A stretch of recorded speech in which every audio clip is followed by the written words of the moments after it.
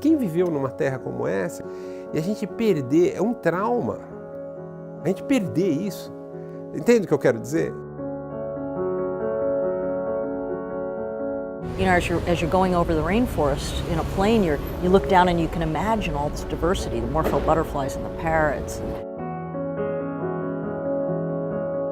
Bem claro, não tem nenhum que teria sumido, nenhuma cultura, nenhuma civilização, pelo mesmo motivo, esgotamento dos recursos. E a gente está repetindo. Se a gente mudasse um pouco o olhar e olhasse para a natureza como uma grande aliada e uma grande inspiradora, eu acho que a gente iria mudar muita coisa do nosso jeito de lidar com o planeta. E a gente sabe que uma das atividades mais agressivas para o meio ambiente é a agricultura. Mas já existe conhecimento e tecnologia para fazer diferente.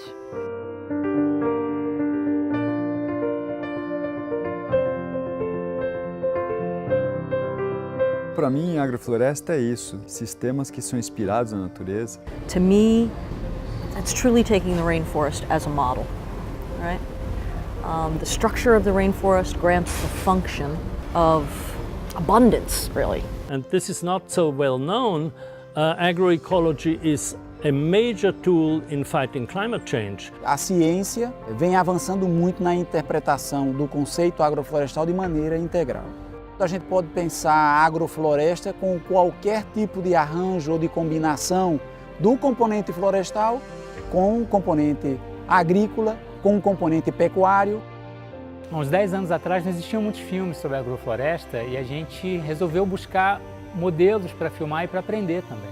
Dentre as muitas experiências brilhantes que a gente viu por aí, uma chamou muito a nossa atenção, que foi a agricultura sintrópica do Ernest Goethe. Viver de floresta, produzir alimentos na floresta, com floresta, posso mostrar que funciona.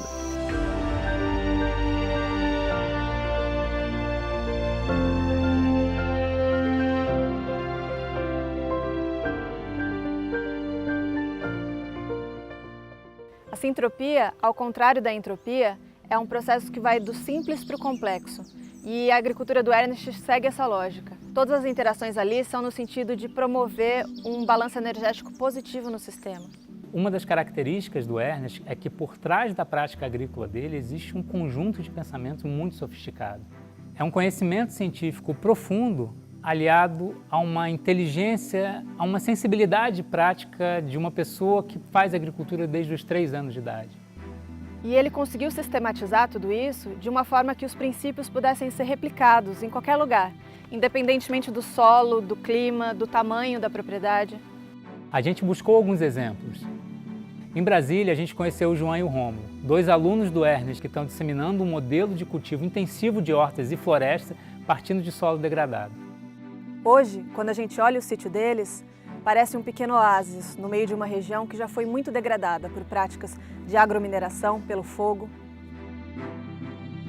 Então a gente tem que procurar um sistema para restaurar os ambientes que funcione e que produza e que retorne, porque sustentabilidade tem que ser econômico, social e ambiental. O foco do nosso trabalho aqui é recuperação de solo com produção de hortaliça e futuramente fruta, né? A sucessão vegetativa com o espaçamento e a ocupação dos andares no tempo e aí a poda das árvores, a poda das bananeiras, a poda das fruteiras. Esse trabalho da poda, de trazer o material para baixo o tempo todo, é o grande barato do trabalho do Ernesto, que eu nunca vi por aí.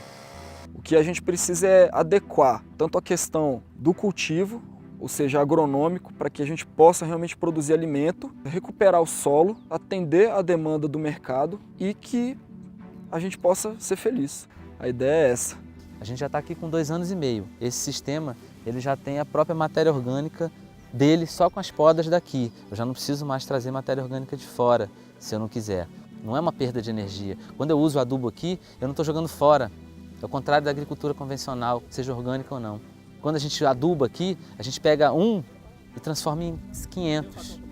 A gente não, a agrofloresta transforma. 1 em 500. Na agricultura convencional, seja orgânica ou não, a gente põe 1 e daqui a pouco tem 0,3. E daqui a pouco tem que botar 2, não mais 1. Né? Porque a gente não está trabalhando com a vida, com os processos da vida. Então aqui a gente usa o mecanismo floresta, que é o motor que gira e faz o planeta respirar e viver na agrofloresta. No momento que eu colher aqui, o solo vai estar melhor do que ele estava antes. Esse é o meu sonho. Vamos plantar floresta e vamos manejar a floresta, mostrando que o caminho para a floresta produz alimento e a floresta produz alimento. E dentro disso eu me encantei com esse mundo de possibilidades de fazer ecologia na prática e não só da boca para fora.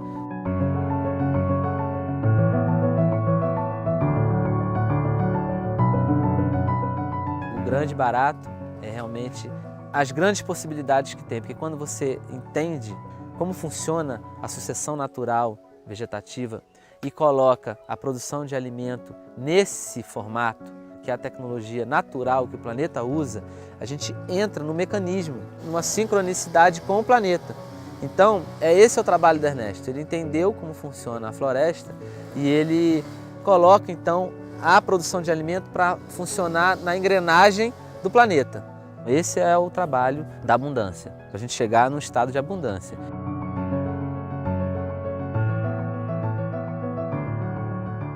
Me confirma, estou no caminho certo. Trabalhar para criarmos áreas de inclusão permanente e não áreas de proteção permanente do ser humano. A AIP. E essa aqui seria um começo de uma AIP.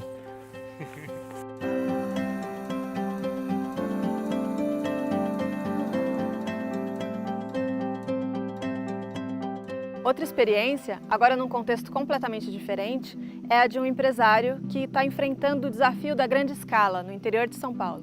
Lá a gente encontrou uma fazenda de orgânicos, estruturada como empresa, que encampou um projeto de pesquisa aplicada em sistemas biodiversos adaptados para grandes áreas.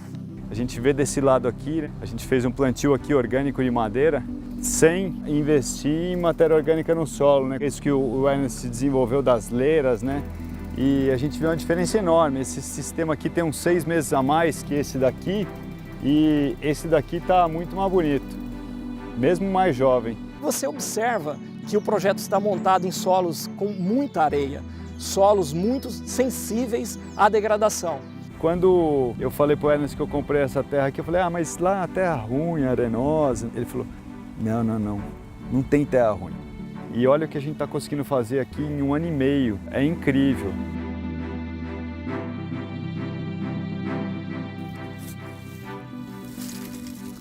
Você está vendo, ela não é mais areia, senão ela tem uma bem clara estrutura. Isso, para quem trabalha com solo, é fascinante. I have studied agroecology, or regenerative agriculture, as it is also called, for many years. And I also visited some farms and some gardens and some fields. But here at Fazenda da Toca, I saw it for the first time on a large scale, and I was extremely impressed. A gente sabe hoje que os grandes desafios aí ambientais, econômicos, eles são em grande escala. Então nós precisamos buscar soluções em grande escala também. E já faz 7 anos que a agricultura sintrópica vem sendo adaptada para grandes áreas. Os princípios são os mesmos. O desafio é colocar isso numa forma para ser mecanizada. Está fechando aqui uma coisa que eu e o Ernest já estamos trabalhando há muito tempo.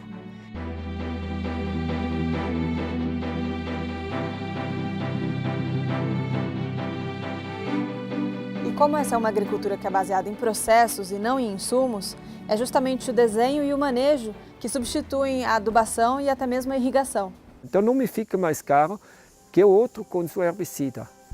Mas vou ter a grande vantagem de criar vida e não matar vida. Aqui a diferença é muito grande, porque isso se reflete depois no estruturamento do solo, na fertilidade do solo, na capacidade de retenção de água.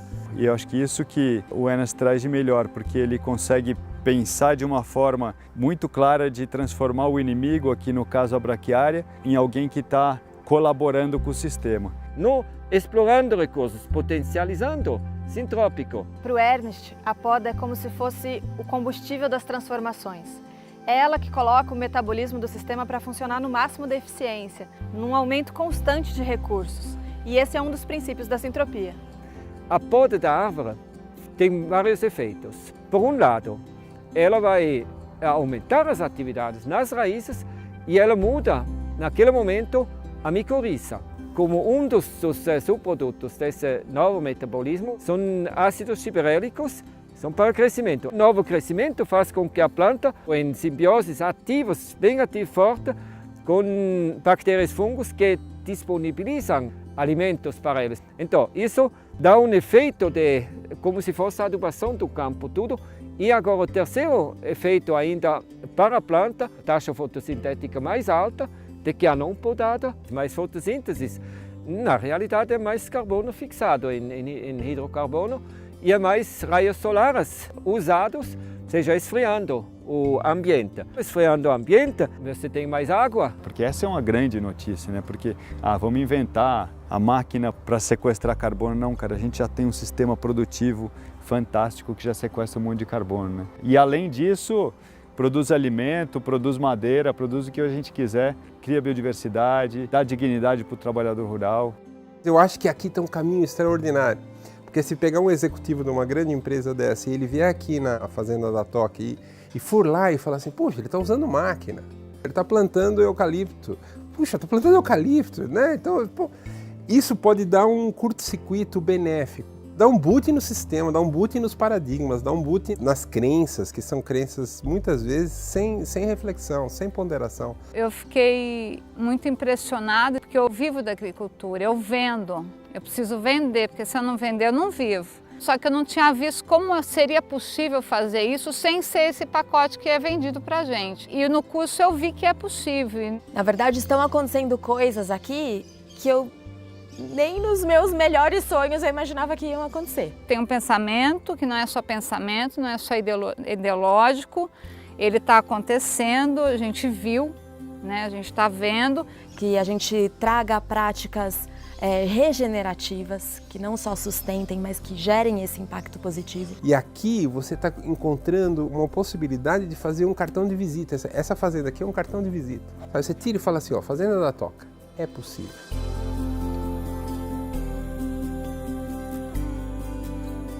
Se com pouco tempo os meninos de Brasília e a Fazenda da Toca perceberam melhoras, imagina um lugar que recebe esse manejo há 40 anos.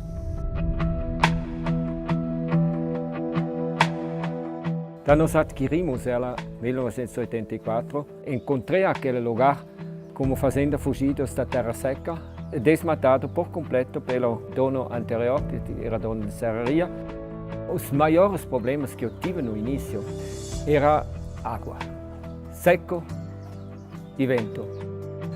E aí comecei a plantar, trabalhando a dinâmica da sucessão natural. Agora, a mudança definitiva do lugar chegou uns anos mais tarde. Na medida que aquelas árvores cresceram, comecei a ralhar e depois fazendo poda. Aquele foi aqui no português, hoje em português brasileiro, fala-se o pulo de gato. Mudou tudo.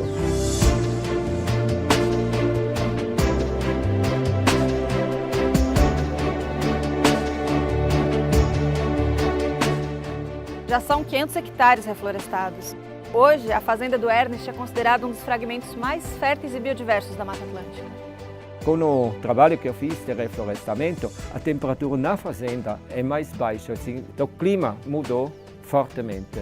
Os solos mudaram por completo.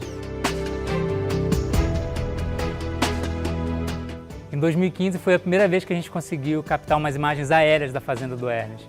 Foi muito impressionante, porque a gente vê aquela florestona toda lá embaixo e mal consegue conceber que ali é uma área agrícola altamente produtiva e que inclusive dali sai um dos melhores e mais caros cacaus do mundo. Nos últimos anos, a dinâmica da floresta começou a radiar para fora, assim com que a microrregião está sendo influenciada, está aumentando cada vez mais as chuvas, porque no núcleo, na fazenda, está chovendo.